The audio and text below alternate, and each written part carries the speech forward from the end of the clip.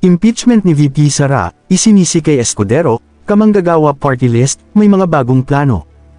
Hiniling ng Kamanggagawa Party List na umusad na sa Senado ang impeachment trial laban kay Vice President Sara Duterte, kasunod ng pagpasa ng Articles of Impeachment sa kapulungan. Hindi nagatubili ang bagong kinatawan ng Kamanggagawa na si Eli San Fernando sa direktang pagsisi kay Senate President Francis Cheese Escudero sa anyay kaguluhan at kalituhan sa impeachment ni Vice President Sara Duterte. Giit ni San Fernando, mahalaga ang paglilitis upang malaman ng taong bayan ang katotohanan, at hindi ito nangangahulugan ng agarang paghatol. Kasabay nito, inilatag din ng Kamanggagawa Party List ang kanilang mga plano sa Kongreso. Nakahanda na silang maghain ng maraming panukalang batas na nakatuon sa kapakanan ng mga manggagawa, kabilang ang mga amiendes sa Labor Code. Tiniyak din ng grupo ang kanilang suporta sa mga nagwawelgang manggagawa ng Kawasaki, kung saan nagpaabot na sila ng tulong. Bukod dito, makikipag-ugnayan sila sa ibang party list upang hilingin sa Pangulo na gawing urgent ang kanilang mga panukalang batas. Yes po. Eli na lang po. Na-open nyo rin po yun sa impeachment na yun sa bill po. Yes po. Pabor ba kayo dun sa ilabas na Ayan. Sa konteksto lang po muna natin, no? Yung tanong po kasi na pabor o hindi, immaterial na po sa aming mga member of the House yan eh. Bakit ho? The Vice President has already been impeached. Ibig sabihin po na-impeach na sa ng House ng 19th Congress. Yung articles of impeachment po supposedly nandoon na sa Senado. So wala na pong bearing kung tatanungin nyo kami, ikaw ba pabor o hindi, na-impeach na po si VP. So kailangan na pong mag-trial sa Senado. Ito po ang tingin namin dyan. Alam niyo po, si Vice President Sara Duterte herself said, she is more than willing to face the trial. Bakit hindi hindi agad kinonvene ni Senate President Cheese Escudero?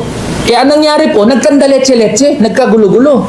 Kaya po kami na nasa 20th Congress, hindi po namin mauna, tatawid ba sa atin?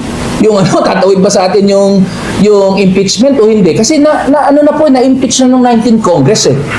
So ang kailangan na lang po, yung trial doon sa Senado. Ngayon po, patungkol dyan, we are for accountability. Dapat, natin yan, ituloy natin yan. Kasi gusto rin ng mamamayang Pilipino at ng mga manggagawa na malaman kung ano ba talaga yung katotohanan. Let us take note of this. The trial is not tantamount to conviction. Ang pagkakaroon ng trial ay hindi pa yan conviction, hindi pa rin acquittal yan. Kaya nga po magta-trial eh. Kasi pakikinggan yung isang panig, pakikinggan yung isa pang panig. Then from there, yung mga senator judges, they shall make their decision based on the merits. Kaya kami sa Kamanggagawa, sinasabi natin, mag-base tayo sa merits. Si Vice President Sara Duterte, sinasabi niya, ready kami humarap dyan. Ready kami humarap dyan. Bakit hindi? Ngayon po, debate pa eh. Debate pa hanggang ngayon, mag-dismiss ba? Magkakaroon ba ng trial o hindi? Sundin na lang po natin yung nakasulat sa konstitusyon, di po tayo maliligaw. At pagdating po dyan, tanggalin muna natin yung politically charged na pagtingin natin dun sa bagay. Sunod lang muna tayo sa kung ano nakasulat sa batas, sa konstitusyon. Sundan lang muna natin yun. Kasi again, ang trial ay hindi pa conviction or acquittal. Ang problema ni Senate, pansin niyo po, medyo nakatutok ako kay Senate President Cheese, no? Binabanatan natin si Senate President Cheese Escudero kasi siya po ang may cause ng gulo na yan eh. Siya po may cause ng gulo na yan eh. Hindi po, yes. Hindi po siya makapagkaroon ng decision niya na this is the decision of the Senate as an impeachment court. Susundin niya lang yung nasa batas. I-dribble. Bakit? Meron po bang pinoproteksyonan si Senate President? Meron po ba siyang sinusunod na instructions? That's for him to answer. But for us as members of the 20th Congress, we will respect what is written on the law. So, ganun lang po yun. Pero totoo ba, may nagpo-auto talaga parang opposition? Ayan, hindi ko po masasabi yan. Kasi bago lang po ako sa 20th Congress eh. Pero may mga naririnig tayo na meron din tayo naririnig na wala. Pero I cannot answer for the 19th Congress pa eh. Okay. Magkano ba? We'll entertain last two questions po from the body po. Last two questions. Yes, sir. Si sir po na nasa... Magandang hapon po. Yes po. Edmond, nabalik ko pagkalitan mo ang President House ng Para sa Balita.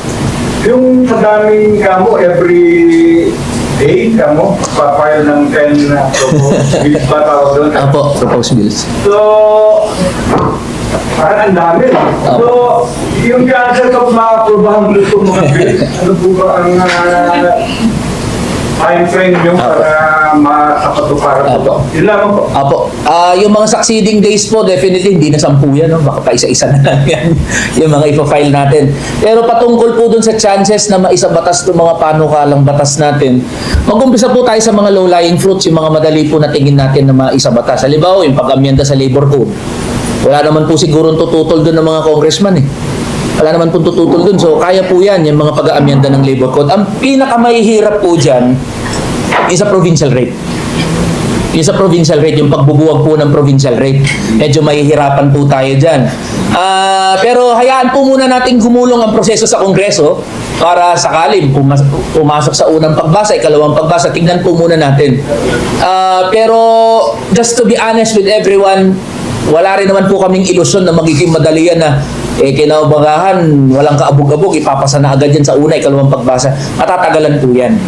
Pero along the way po ng proseso nito ng mga panukalang batas natin, i-update ko po palagi ang ating mga kamanggagawa. Kasi po ifa-follow up namin ang ifa-follow up yan sa mga committees. Uy, kamusta na yung bill na final namin?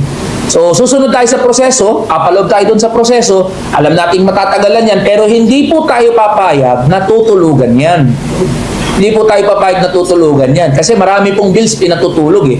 Pag yan po ay pinatulog sa komite, ay asahan po nila na magka-camp out ako sa labas ng sa labas ng Committee on Labor. Seryoso po tayo dun na kakalampagin natin yan. Kasi pinatulog eh. Ano ang rason nila para patulugin? Kaya nga po, nagsumikap ang kamanggagawa party list na unang-unang pumila, pang ilan ba tayong pumila? Pang-10 po kami na pumila, madaling araw pa lang po yung mga staff ng kamanggagawa nakapila na ho dun. Para ho, matiyak na yung House Bill number, mababa. Ibig sabihin po, na-prioritize yan sa mga committee. Kaya nagsumikap po kami. Ngayon, kung patutulugin po yan, ibang usapin po yan. Pero ang time frame po natin, hopefully within 20th Congress, may mga significant laws po tayo na maisabatas. May ano lang yan, yung anong tawag dito, si senior party list, si Congressman Ongpo Magani. Ano mo tinulugan yata ng 2 taon niya, yung Universal Pension Bill, So, ayun, yun ang story. So, I cannot speak on behalf po of the good representative. I-refer ko na lang po sa committee on, ano po bang committee yun? Senior citizens. I-refer ko na lang po doon. Baka makaaway po natin eh. Para last question. Sila. Right. dito po. Sir. Sa demo po ng Margo TV Philippines. Hello po.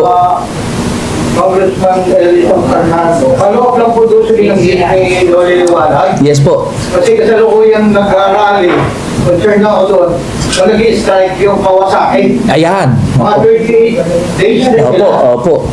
May tulong na po silang natanggap o natatanggap sa kamanggagawa party list. Yes po. Sa unang araw po ng strike nila, nandun po ako.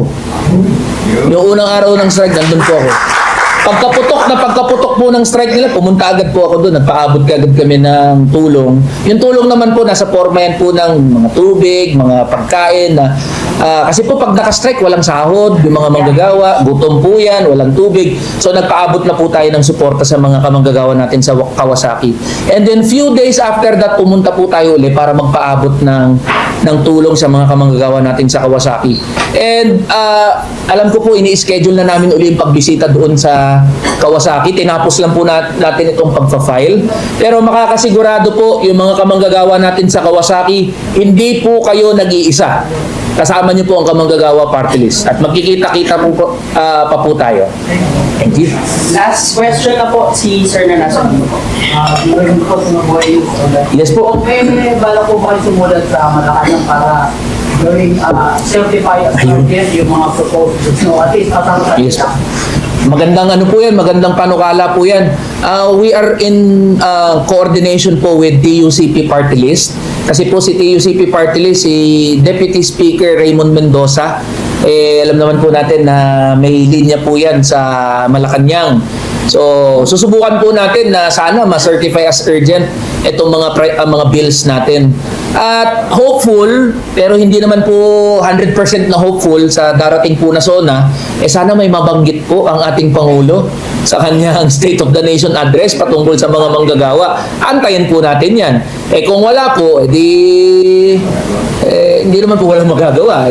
Magpe-pressure po tayo para maisama po sa mga priority bills po yan.